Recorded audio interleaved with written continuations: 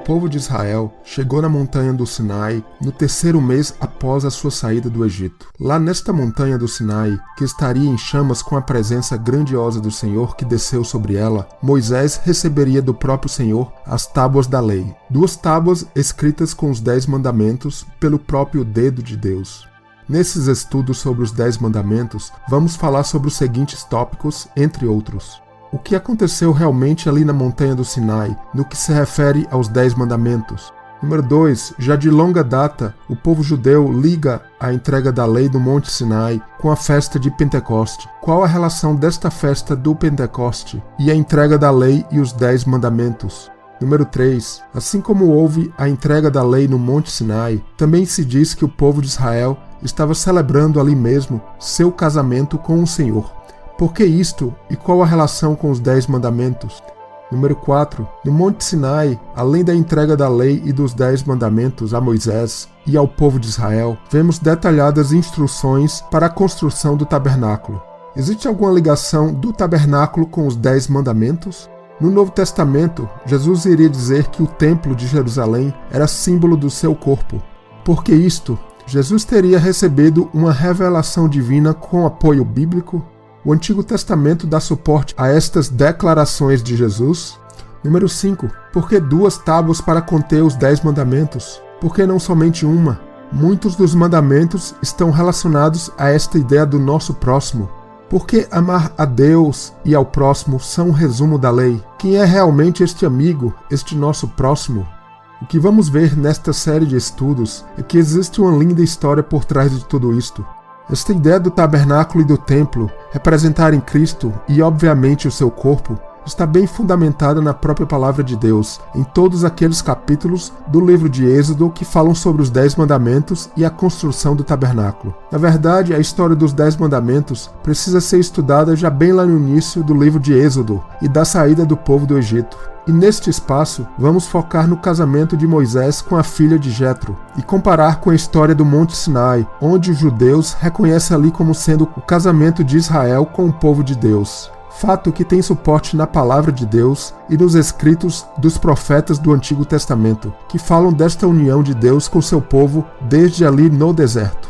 Vamos iniciar com a fuga de Moisés do Egito, pois ele teria matado um egípcio que espancava um israelita. O acontecimento chegou aos ouvidos de Faraó, e Moisés fugiria da face de Faraó, indo para a terra de Midian. Já em Midian, um dia Moisés vai a um poço, onde algumas mulheres estavam lá para tirar água e dar de beber ao rebanho de seu pai. Alguns pastores vieram e as expulsaram dali. Moisés, mais uma vez com os olhos atentos, vai ver e proteger aquelas mulheres. Resumindo a história, o pai daquelas mulheres convida Moisés a ir na sua casa comer pão com eles. Moisés então iria consentir morar com aquela família e em seguida se casaria com uma daquelas mulheres com a qual teve filhos também.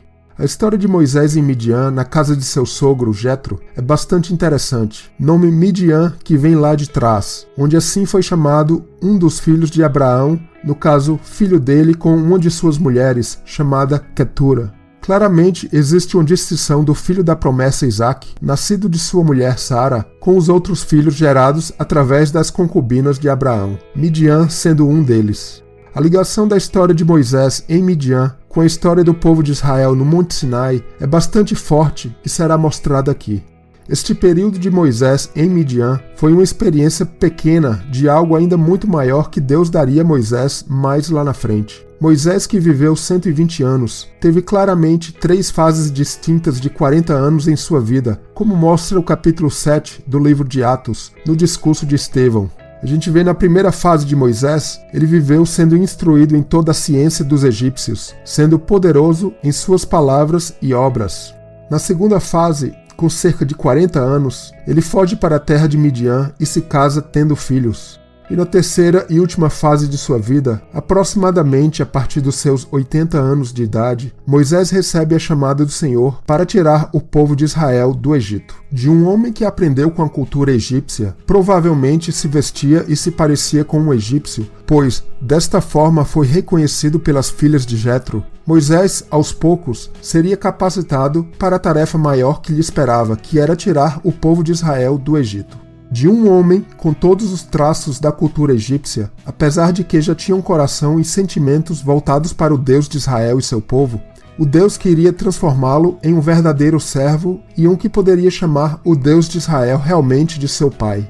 Um dia Moisés estava pastoreando o rebanho de Jetro, seu sogro, no início da terceira e última fase da sua vida, quando tinha por volta de 80 anos. Vemos o Senhor o chamando de dentro da sarça ardente.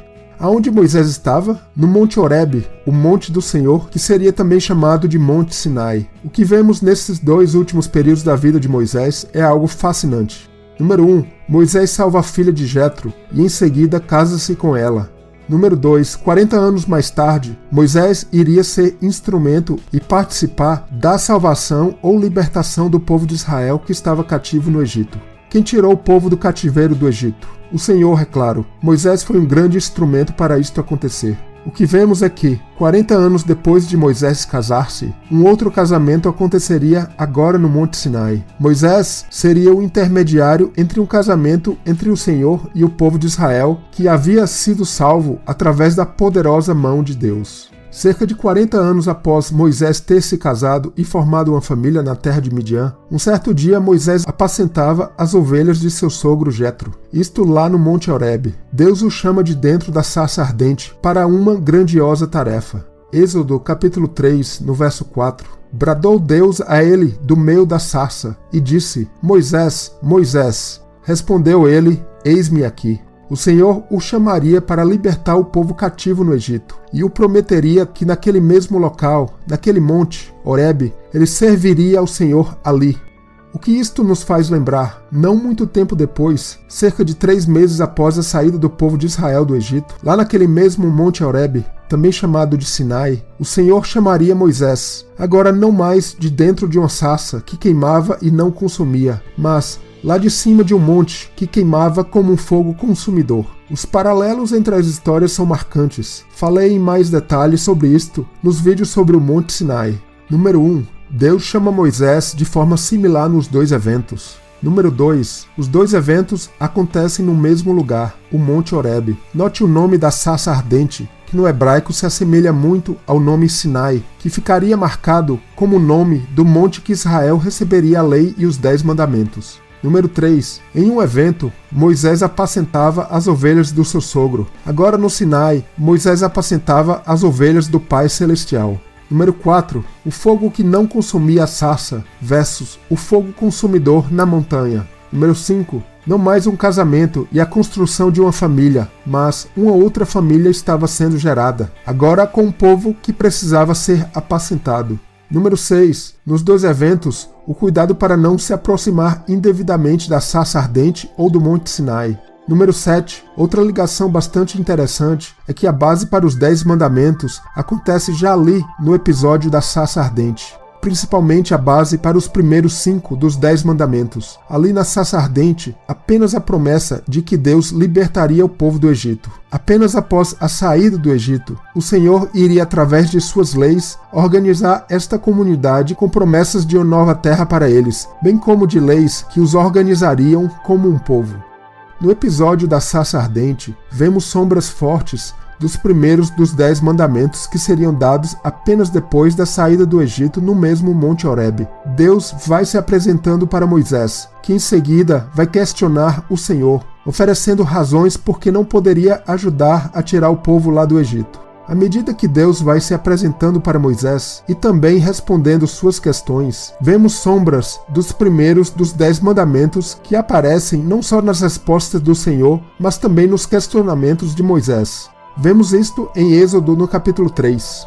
Eu sou o Deus de teu pai, o Deus de Abraão, o Deus de Isaque e o Deus de Jacó, o que é a base para os 2 primeiros mandamentos, onde Deus se revela como aquele que ainda iria tirar o povo do Egito. Mas, lá na frente, após a saída do Egito, ele já se apresentaria como o Senhor que os tinha tirado do Egito. Se Deus é o nosso único Senhor, a saída do Egito seria não apenas para sair fisicamente daquela terra, mas para deixar para trás todos os seus deuses, idolatria e imagens, que é a base para o 2º mandamento também. Moisés diria que não era homem de fala eloquente e que era pesado de língua. Pesado de língua? Mas o Senhor iria falar para Moisés que ele, o Senhor, seria sua boca e lhe ensinaria tudo o que Moisés deveria falar. É o Deus Pai que devemos honrar e dar toda a glória. Honra, glória, peso, são todas palavras relacionadas entre si no hebraico que ligam ao mandamento de honrar pai e mãe. Deus, aquele que ensinaria a Moisés. É esse o trabalho do pai e da mãe, o ensino. O Senhor se apresenta na sarça ardente para Moisés, utilizando o nome divino, passado, presente e futuro, unidos neste Deus, que deseja libertar seu povo da escravidão. É este nome que não deve ser tomado em vão, mas sim deve ser honrado. Então vemos muitas sombras, já ali com Moisés, da base para a primeira parte dos mandamentos que se relacionam diretamente a Deus. Este Deus queria tirar o povo da escravidão para a liberdade, o que é base também para o mandamento de guardar o sábado, pois assim como Deus, o crente também tem de entrar neste descanso do Senhor. Lá no Monte Sinai, após a saída do Egito, agora não mais um Deus queria tirá-los, mas um Deus que já havia tirado-os da escravidão. As leis agora viriam para organizar este povo, esta comunidade. Por que 2 tábuas da lei? Os primeiros 5 mandamentos parecem ser relacionados a uma relação vertical com o Criador. E se incluirmos honrar pai e mãe, poderíamos dizer que é uma relação vertical com nossos superiores. Mas, e Deus não seria nosso pai? Com certeza, iremos nos aprofundar nisto depois, e também no fato que o apóstolo Paulo fala na sua carta aos Gálatas que a Jerusalém Celestial é a nossa mãe, em um contexto comparando-a com o Monte Sinai. Porque seria um povo que agora formava uma comunidade, precisava de leis que governassem também o relacionamento de todos eles, uns com os outros. E aí entra a segunda parte dos mandamentos, que estavam relacionados a esta relação horizontal do povo entre si. Mas quem seria o nosso próximo? Isto também será aprofundado no decorrer destes estudos sobre os 10 mandamentos. Na segunda parte de sua vida, Moisés casa-se e tenta levar uma vida tranquila em Midian. Na terceira e decisiva parte de sua vida, agora diante do Monte Sinai, um outro casamento. Moisés é intermediador de uma união onde Deus buscaria para si uma esposa. No capítulo 2 do livro de Êxodo, vemos que Moisés traz livramento para as filhas de Jetro, daqueles pastores que as tinham expulsado do poço. Livramento que também aconteceria para o povo de Israel. E agora no capítulo 18 de Êxodo, Jetro visita o acampamento do povo de Israel, pois tinha ouvido tudo que o Senhor tinha feito para o povo de Israel. Se antes, aos ouvidos de Jetro, foi contado o livramento que Moisés tinha dado às suas filhas, agora chega a ele a notícia do livramento que o Senhor deu ao povo de Israel. Jetro vai com sua filha, a esposa de Moisés e seus filhos, todos estes que já não mais estavam com Moisés, que agora neste último período de sua vida tinha uma outra família sendo gerada. Por favor, não levem isto literalmente. A família é algo muito precioso. Devemos ver o lado profético de personagens como Moisés, Abraão e outros mais. Deus se tornando não somente o seu pai, mas também o pai de todo aquele povo, uma congregação que estava se organizando perante as leis do Senhor. 40 anos antes, Jetro fazia uma celebração com Moisés após o livramento dado às suas filhas. Agora todos eles celebram novamente a salvação de uma nação que estava sendo comprada pelo Senhor como servos, filhos e esposa santa. No Monte Sinai, vemos muitos traços e sombras de um casamento de acordo com a tradução da cultura hebraica e judaica, que já vem provavelmente de milhares de anos. Falei sobre isto no estudo sobre o livro de Hebreus e vou resumir alguns pontos aqui. Número 1. O povo sai do Egito através da mão forte do Senhor. Um preço valioso, caro, preço de sangue. Por este preço a noiva foi comprada. Um filho também comprado, sombras do que Cristo faria comprando sua noiva a preço de sangue. E na cultura hebraica também havia o dote, havia o pagamento da noiva. O noivo meio que comprava por um preço também.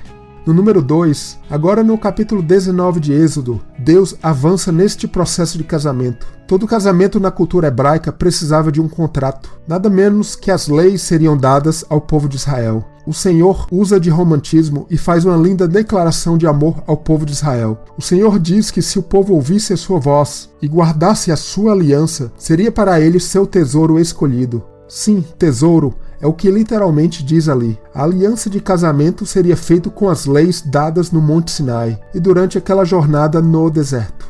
Número 3. Mas para haver este casamento, mesmo na cultura hebraica, a noiva precisa aceitar tudo, inclusive os termos deste contrato. Israel não só aceita como diz: tudo o que o Senhor tem falado, faremos. Na cultura hebraica, quando a noiva aceitava o contrato, isto era confirmado quando ela bebia um vinho em um copo. O copo de vinho que simboliza um dos elementos da ceia do Senhor. Vemos o simbolismo de beber do cálice de Cristo e a sua ligação com o obedecer aos mandamentos de Deus. O ouvir que está ligado ao Monte Sinai, tudo ali girava em torno do ouvir e obedecer, que são a mesma palavra no hebraico.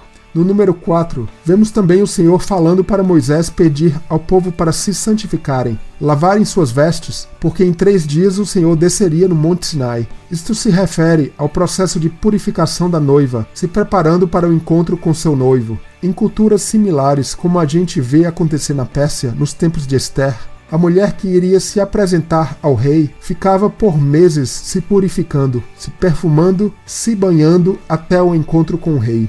E o Senhor realmente apareceria no 3º dia como tinha prometido. Um encontro provavelmente bem diferente do que a sua noiva, o povo de Israel, esperava. O monte estava em chamas, trovões, relâmpagos, nuvens, sonido de uma buzina, chofar. O monte tremia e o povo, em vez de se aproximar, se afastou. Não durou muito a promessa de obedecer e fazer tudo o que o Senhor falar. Em vez de um lindo altar com flores e coisas do tipo, uma montanha em chamas, o povo temeu a morte e de certa forma rejeitou ao Senhor. Mas o objetivo não seria exatamente este? A morte da carne e a vivificação do Espírito. Este é o sentido do Pentecoste, a entrada e a geração do Espírito Santo em nós. A geração de uma criatura. E exatamente ali o primeiro Pentecoste estava acontecendo de acordo com a tradição judaica. Do capítulo 20 do livro de Êxodo, vemos que o povo se afasta e elegem Moisés como porta-voz ao invés de falarem diretamente com Deus. Uma triste realidade, sombras é verdade de tudo que Cristo fez e faz, intermediando nosso acesso ao Pai. Mas a verdade é que ali no Sinai foi uma triste realidade também, mas que não levaria a história ao seu final, pois a misericórdia e compaixão do Senhor é muito maior que as nossas falhas.